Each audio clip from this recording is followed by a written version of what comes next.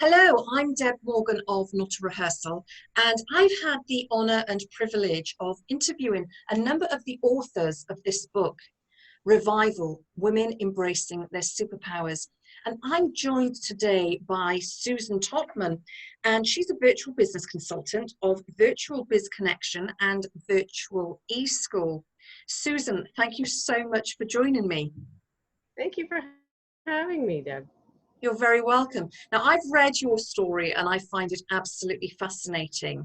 But one of the biggest questions, the biggest thoughts I've had around it, you pretty much were at the forefront of the virtual assistant industry when you set up. Can you tell me what it was like back then? What made you think that this was a thing? And how did you go about setting it up?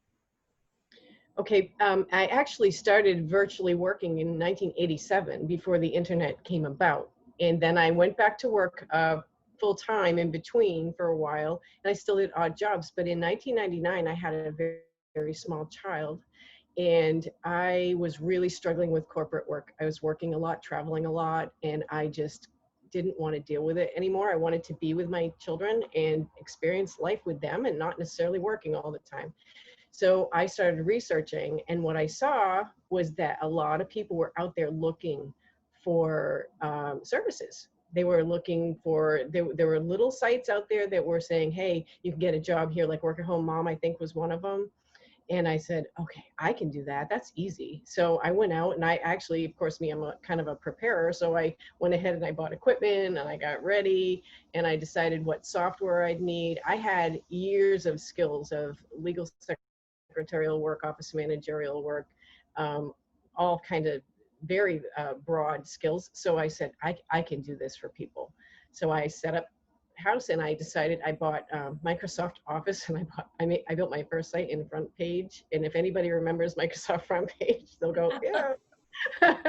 But it was a great experience. And when I realized there were so few of us back then, I bet at least known to us, there were probably a few hundred in the United Wow. States and around. I knew quite a few from around the world. I partnered with one from Australia for several years. She went out of business a while back, but Canada, but we all met. And the funniest thing was we chatted. There was no Facebook. There was no, Twitter. There was actually no LinkedIn or anything like that. We communicated through Yahoo Messenger and platforms like that. So it was, stepping back in time, we had email lists that would go back and forth through Yahoo email lists, and that's how we communicated.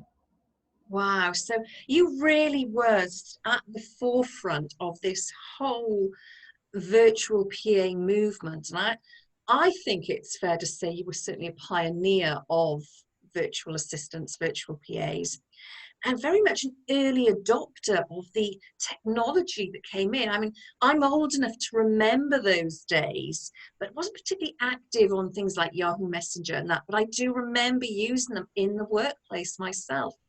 So how have you adapted to the changes in technology, which when you sit back and look back at it, they've happened so quickly? How have you adapted to those changes? Because within your story in the book, you've sort of dipped in and out of being a virtual PA as as life has got in the way at times, as it does. Mhm. And each time you've come back, there's been new challenges. Can you talk me through those and how you've overcome those and used the technology to help you move forward? Sure. I think the technological changes are so vast. I mean, it starts from just the basic internet connection. In the late 90s, when I started, we were lucky here in Maine to have a 56K dial-up period, and half the time it was down because it was connected to our phone lines, of course. So what I did was I actually had an internet connection, and then I had a backup internet connection through AOL. Nobody liked AOL, but I had that for years because the AOL network was set up separately from the main internet connection. So if that went down, I always had a backup. So 24 hours a day, I was pretty accessible. But technologically speaking, over time, so much changed. The software changed, the hardware has changed, the connectivity has changed. And then when we shifted into social media, that was just, you know, I mean, it totally changed the game. I had to learn those social media platforms, and then we played with MySpace as a business platform, which was really a complete failure, because truthfully, it was solely meant to communicate with people to people. But they had templates which were horrendously difficult to edit, but we would do it for our customers to try to get our clients, to try to get them kind of elevated within MySpace. So MySpace was one of the pieces of social media as it grew. But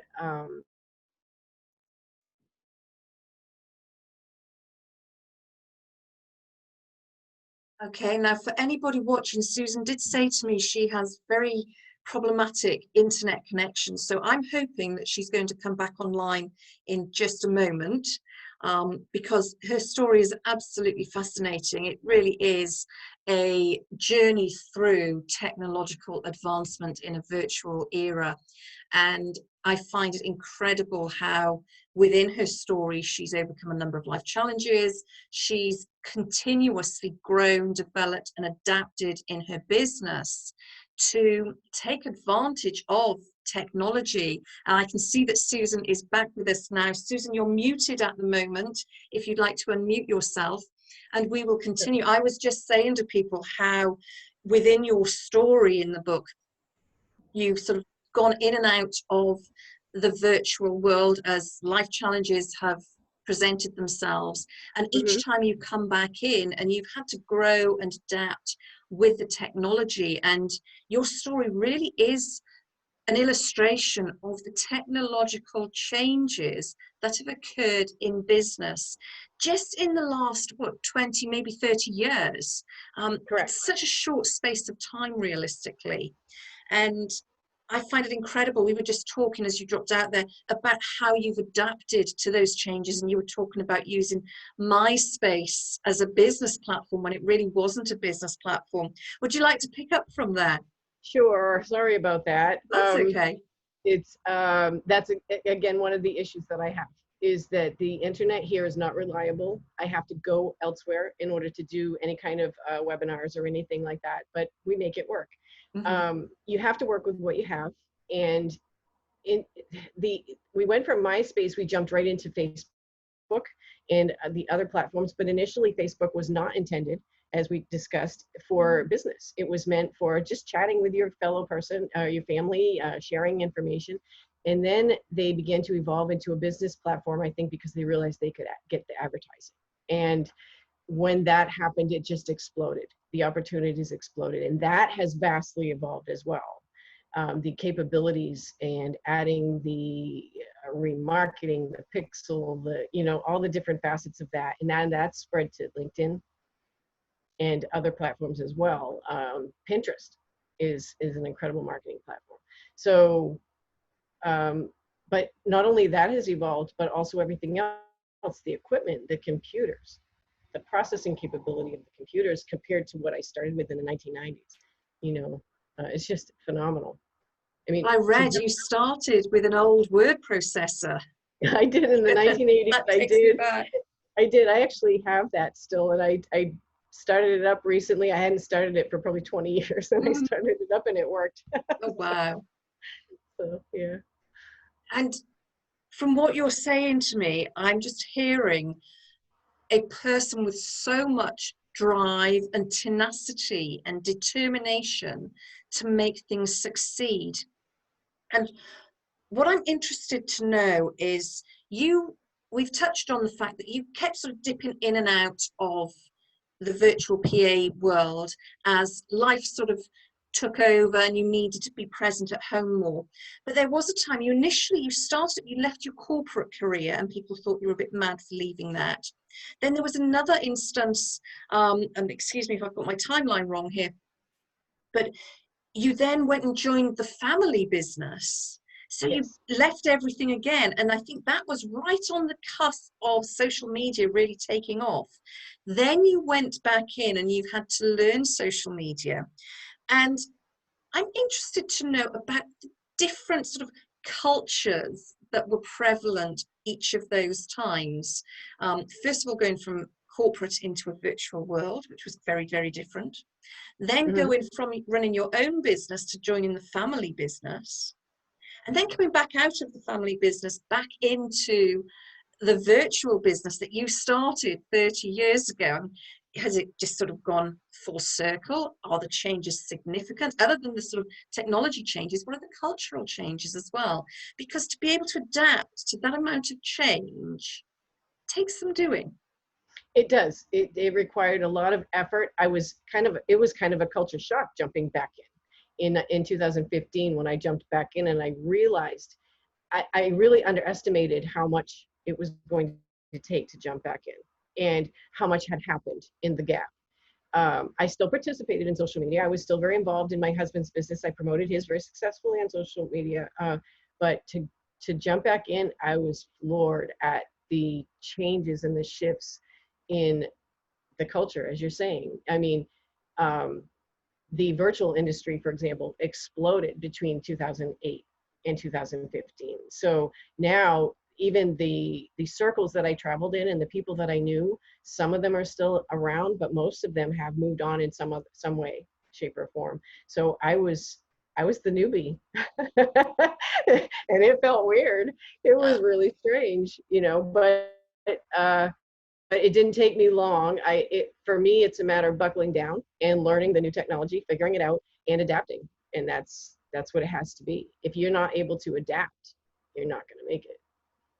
Wow, that's incredible. And how have your family been with you sort of dipping in and out and back and forth? Have they always been supportive, or have you had times where they sort of said, no, you know, enough's enough, go and get a real job, which many of us who are self-employed will have heard that on at least one occasion from well-meaning family or friends. How are your family supporting? How do they adapt to all of those changes? I'm very strong-willed, and I tend to be kind of one of the leaders in the family. So pretty much they follow whatever my lead is. But if someone were to say that to me, they would get a, no. Um, Bottom line for me, they've been very supportive. To answer your question, they've been very supportive. My children have always been kind of my champions. You, she, you have it, do it, mom. You can do this. And so they've always been very supportive. They haven't really participated materially within the business much, which is probably good. I always thought it was kind of good to segment that a little bit, but of note is in our family business is two of our sons are partners with my husband. So you know, there's a lot of challenges to family business. So, but my family has always been very good. My husband has always been behind me, telling me that I can do this. So, very little challenges. But I know of a lot of people who do struggle with that. It's really, really difficult when you don't have support. Absolutely. And I'm guessing that because your husband has his own business as well, you're both able to share both of the joys and the stresses of self-employment and running your own business, and actually understand it more so than, say, a partnership or a marriage where one person is self-employed and the other has a corporate career, which up until recent times would have been quite safe, really. The current climate, so many people are losing their jobs, and I think a lot of people are changing their views over self-employment and feeling, well, maybe I'm no less secure in self-employment than I am in employment, in corporate employment. This year has really proven that. Mm-hmm. The introduction of COVID into our world and the upending of the entire world has, I've had so many discussions with people who now are realizing that they really didn't need to fit into that little corporate job, that they could do that job from home, that they could maybe put it out into their own direction and to be self-employed and still be very secure in it. So yeah, but I think it took that catalyst to push people uh, people are afraid. They're afraid of risk. It's a big risk. When you go into self-employment, you lose the security of the health insurance and the other benefits that come along with it. You don't necessarily get a paid vacation every year. You know, you lose all of those things that we call security. And Absolutely. you have to make your own security, and that's terrifying. Yeah, absolutely. And I think, you know, you've said with COVID as it is now, coronavirus, so many people have stopped to think about what is it I really want. And that's Yeah. making a difference. And, you know, I know when you started as a virtual PA all those years ago, it was because that's what worked for you and your family at the time. And that's why you kept going back, because that's what works for you. And where do you think the role of the virtual PA is headed next? Can you see trends and patterns within that industry? And is it something that you want to follow? Yes, I'll be following it very closely for a very long time. But I think that it's trending into a place where you have to niche down. You have to. You don't have a choice anymore. When I started, if you were to go back in the Wayback Machine, I don't know if you know what that is, but if you go to archive.org, you can look back to people's websites. If you go back, I think back in, I don't know, the late 90s, early 2000s, you can see the list of services was, it was massive. But I offered everything. I was kind of the Gal Friday of everybody, whatever they needed. I had local clients who I was their tech support. I'd go and repair their computers or rebuild them or whatever they needed, but I also could manage their email and be their receptionist, and, you know, because I would remotely set up their phones to come to me and that type of thing. But I think now trying to be that is very challenging. And I think that clients are realizing that people have certain specialties that they're good at, and that they can be much more efficient by having a team versus having just that one go-to person. Plus it's a little bit more security, you know. Exactly. People come and go, things happen, life happens, and sometimes people have to drop off. And when that happens and that's your only go-to person, that's bad. Exactly. Susan, I thoroughly enjoyed speaking to you this afternoon. I'm hearing a story of tenacity and determination, as I said, of flexibility, of somebody who's not afraid to step outside of their comfort zone, and who is taken on board all of the changes in the world throughout the course of your industry, bundled them all up, created a really successful business out of it, and even now are adapting again and saying, you know, now we need to niche down because there are so many of us, and we have to focus on serving those people using our absolute best and top skills. Yes. Susan, thank you so much. It's been really, really interesting speaking with you.